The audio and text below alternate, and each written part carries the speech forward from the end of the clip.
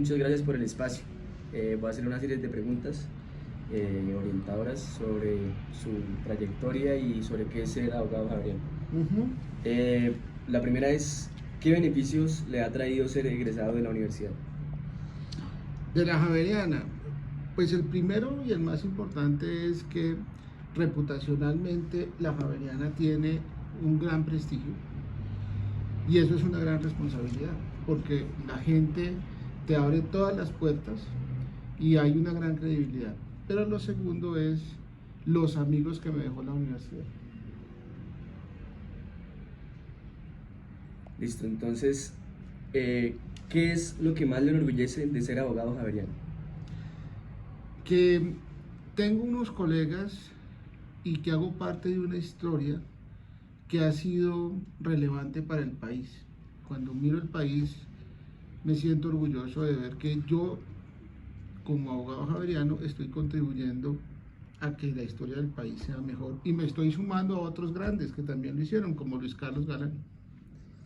¿Qué experiencias positivas ha tenido con relación a la llamada comunidad javeriana y su célebre frase de Javeriano ayuda a Javeriano? Que nosotros finalmente, independientemente de la generación que seamos, nos identificamos en temas esenciales, como la solidaridad. Yo creo que por eso es que estamos aquí, Sí, así es. ¿no? Entonces yo creo que eso es muy elocuente de lo que uno se lleva cuando sale de una universidad como la Javeriana. ¿Cuál fue la clase que más lo marcó o la que más recuerda en su época de estudiante? Hay una clase que para mí fue muy importante, que fue la clase de contratos con el doctor Sergio Muñoz Laverde, porque él es un jurista de una talla enorme y como maestro fue una persona que nos forjó primero el amor por el derecho privado y entender la relevancia que tenía estar metido en el mundo de los negocios. Con él por primera vez escuché yo la palabra de la ética de los negocios, porque él enseñaba contratos y él insistía mucho en que el principio de la buena fe era la norma principal de los negocios. Y eso me marcó mucho porque uno traía la imagen de que ser abogado era recitar normas. Y yo creo que también su manera de ser para el momento en que yo estudiaba, pues era casi como un ícono para todos nosotros. ¿Por qué decidió convertirse en abogado? Por obediencia. Porque yo nunca quise ser abogado. Porque yo tuve una familia en la cual era una familia de banqueros, administradores y empresarios, y yo lo que quería hacer era filósofo. Y entonces mi papá nunca hubiera admitido que yo hubiera sido filósofo y él me convenció en una negociación que me hiciera abogado y entonces empecé a estudiar derecho. Después me retiré y cuando regresé volví por obediencia porque yo estaba en la Compañía de Jesús y mi jefe de estudios, que era el padre Gerardo Remolina, cuando vine a Bogotá me ordenó venir a graduarme de abogado. ¿Cuáles son las áreas de práctica del derecho que usted más disfruta y cuáles son las que le parecen más desafiantes? Yo lo que más disfruto ciertamente es enseñar. Eso es algo que para mí es muy importante porque mi vocación ha sido siempre la educación. De hecho, mi ejercicio profesional como abogado tiene un espacio muy significativo en los temas de derecho educativo.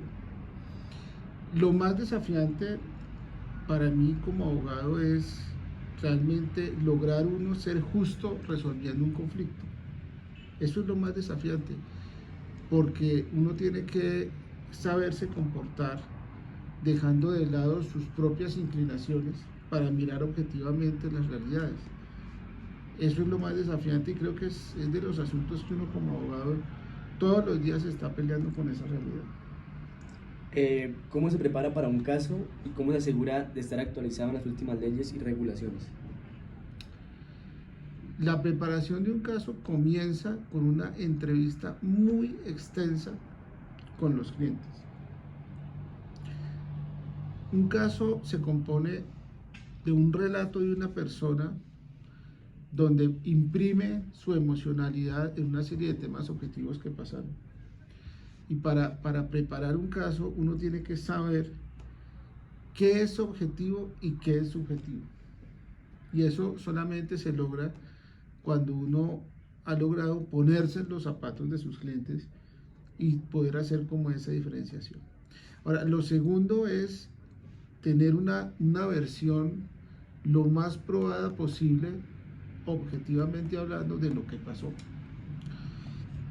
Y lo tercero que me parece que es muy importante es reconocer si uno tiene la ciencia jurídica para poder explicar esa situación o si uno necesita de otras personas, ¿sí? Porque uno no se las sabe todas.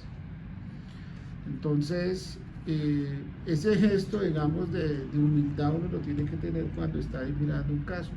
A mí me puede llegar aquí un caso de una combinación de derecho tributario y derecho penal. Yo no soy penalista, yo no soy tributarista, pues tengo que llamar a mi asociado tributarista o penalista para que él se incorpore y no ser egoísta pensando que es mi caso, no, es el caso de mi cliente y tengo que resolverlo y para eso tengo que tener un equipo de trabajo como lo tengo. Y luego de eso es muy importante uno tener una ruta de trabajo, es tener trazada una ruta de trabajo para poder asignar las tareas al equipo de trabajo que corresponden. Así como uno no se las sabe todas, uno no puede hacer todo.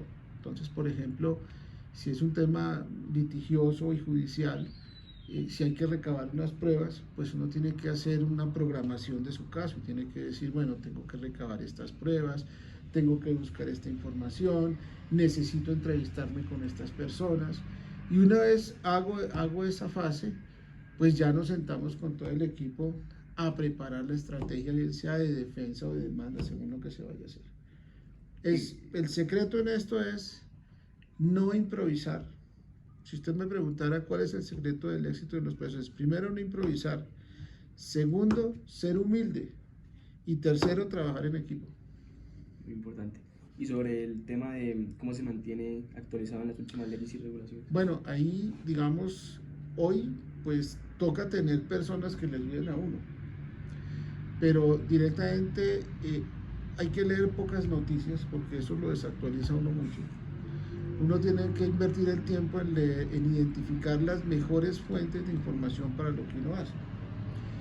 Hoy, a diferencia de hace unos años, pues existen muchos medios de comunicación especializados que le sirven a uno. Entonces, por ejemplo, yo creo que hay una página que uno tiene que estar consultando por lo menos 2 o 3 veces a la semana, y es la página de la Corte Constitucional para mirar qué ha salido en jurisprudencia. Y sea que la mire uno, que hay alguien que la mire por uno y le esté contando sobre lo que uno tiene que se está dando. Lo segundo, hay que leer libros especializados, eso hay que estarlo haciendo constantemente. Y lo tercero, enseñar es una manera de estar actualizado, ¿sí? Porque cuando usted enseña, usted no puede enseñar lo del siglo pasado, usted tiene que enseñar estando actualizado. Y esa es una forma como uno se obliga a no solamente estar actualizado en temas de derechos, sino en muchos otros temas. Así es. ¿Cómo ha cambiado la práctica del derecho en su experiencia y cómo cree que seguirá evolucionando en el futuro? Pues yo pienso que lo más importante es que hay tantos abogados y hay tantas escuelas de derecho que hoy, inclusive entre nosotros mismos, tenemos que desconfiar de nuestros colegas. Eso no pasaba antes.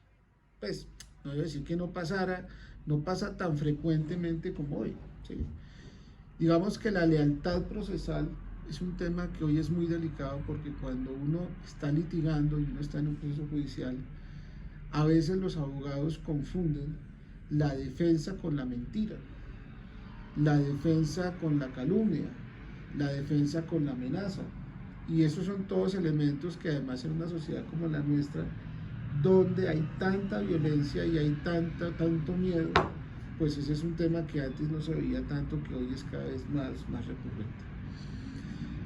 Yo, ¿cómo veo la práctica del derecho hacia adelante? Yo creo que el tema de la inteligencia artificial va a transformar y está transformando notablemente las habilidades y competencias de un abogado para el futuro, porque En mi época lo más difícil era conseguir un libro. Hoy en día eso es facilísimo.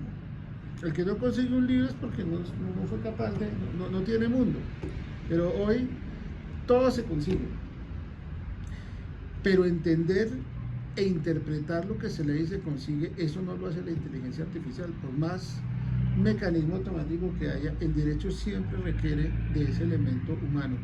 Y yo sí creo que a los abogados del futuro hay que formarlos para que tengan mucha ciencia, pero que tengan mucho sentido de humanidad. De algo que usted me preguntó al principio. Principios como la solidaridad, la compasión, ¿sí? Porque eso no te lo da la inteligencia artificial, eso solamente lo da uno. ¿Qué consejo le daría a un próximo abogado, Adriano? Que ame su profesión, que si pensar en derecho no le produce aflicción y emoción, que no tome las banderas del derecho. Porque nosotros los abogados y los juristas somos personas que estamos salvando vidas, estamos salvando personas. Y si a mí las personas no me conmueven, pues yo no le voy a poner pasión a mi oficio, se convierte en un cliente más, en un número más. Y nuestra profesión es una profesión liberal, que precisamente es liberal porque pone al individuo en el centro del interés. Entonces, si una persona estudiar derecho no le emociona, yo le diría, búsquese otra cosa. Ahora, mientras usted está siendo estudiante, uno de los objetivos que usted tiene que tener es encontrar esa pasión. O sea, no se trata de que el primer semestre usted ya la tenga, ¿no? Pero si cuando se va a graduar no siente esa pasión, yo creo que uno tiene que cuestionar si se va a dedicar a eso. Porque esto tiene muchas subidas y muchas abajo. Entonces, cuando estés abajo, ¿con qué vas a seguir? Que no todos los procesos se ganan. Y a veces son más los que se pierden que los que se ganan. Y entonces que tiramos la toalla, no hay que seguir. Bueno, doctor, muchas gracias por compartir sus conocimientos y por el tiempo. Bueno, muchas gracias. Muy bien.